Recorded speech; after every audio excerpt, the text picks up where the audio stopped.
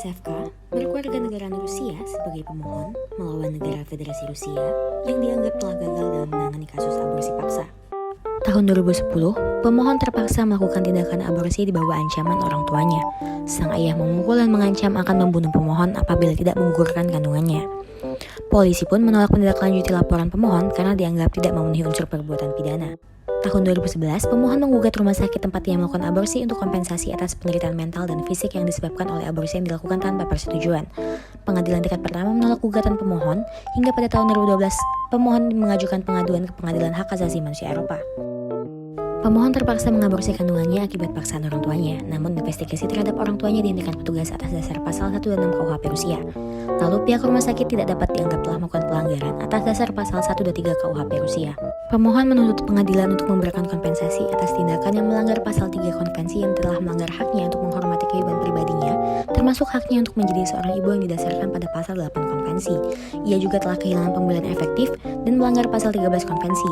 Lalu, karena ini pemohon mengajukan uji banding terhadap putusan tingkat pertama dengan Mahkamah Agung Republik Bashkortostan. Adapun masalah hukum yang dibahas dalam kasus ini adalah berdasarkan European Convention of Human Rights, aborsi dengan penggunaan paksaan dan tidak adanya perawatan medis merupakan tindakan yang tidak manusiawi dan telah melanggar pasal 3 konvensi dan juga telah melanggar haknya untuk menghormati kehidupan pribadinya berdasarkan pasal 8 konvensi. Pemohon tidak memiliki pengobatan domestik telah melanggar pasal 13 konvensi. Pemohon tidak memberikan persetujuan sesuai keinginannya atas aborsi yang dilakukannya telah melanggar pasal 32 dan 36 Undang-Undang Kesehatan Rusia.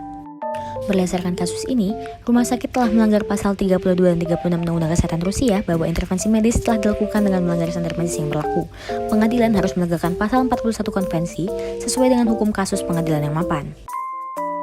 Mahkamah Agung Bashkortostan menyatakan bahwa rumah sakit tidak mengajukan bukti yang membuktikan bahwa pemohon telah memberikan persetujuannya. Tertanggal 11 Mei 2011, prosedur pra dan pasca aborsi yang diperlukan tidak dipatuhi. Merujuk pada pasal 8 konvensi, tindakan profesional rumah sakit telah melanggar pasal 32 dan 36 Undang-Undang Kesehatan Rusia. Dalam penerapan pasal 41 konvensi, terdakwa harus pihak kepolisian menyatakan bahwa tidak ditemukan tindak pidana sehingga kasus ditutup. Namun ditemukan fakta bahwa baik sebelum atau sesudah aborsi, pemohon tidak pernah menjalani pemeriksaan medis, pemohon tidak mendapat informasi apapun mengenai tindakan medis yang akan dilakukan terhadapnya, serta sama sekali tidak mendapat perawatan medis.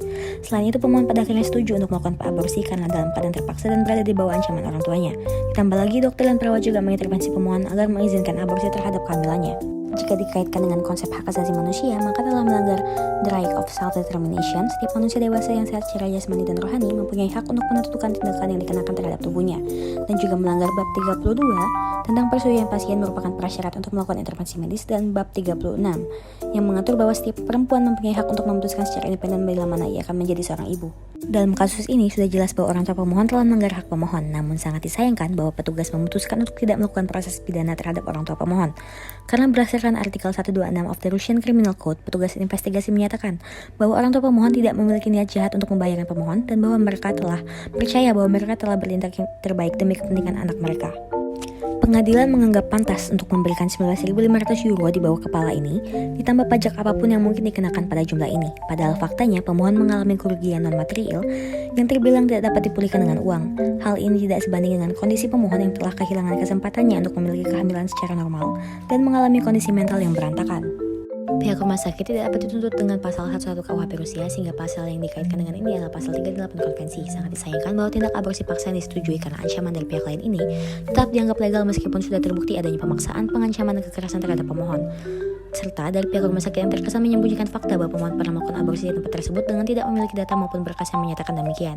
Pemohon juga tidak mendapatkan perawatan pasca aborsi seperti yang seharusnya, sehingga setelah aborsi pemohon menderita secara fisik dan berdampak pada kesehatan mentalnya. Pemohon telah melakukan aborsi terhadap kandungannya dalam keadaan terpaksa dan di bawah ancaman orang tuanya. Pihak rumah sakit pun tidak menjalankan prosedur sesuai standar medis.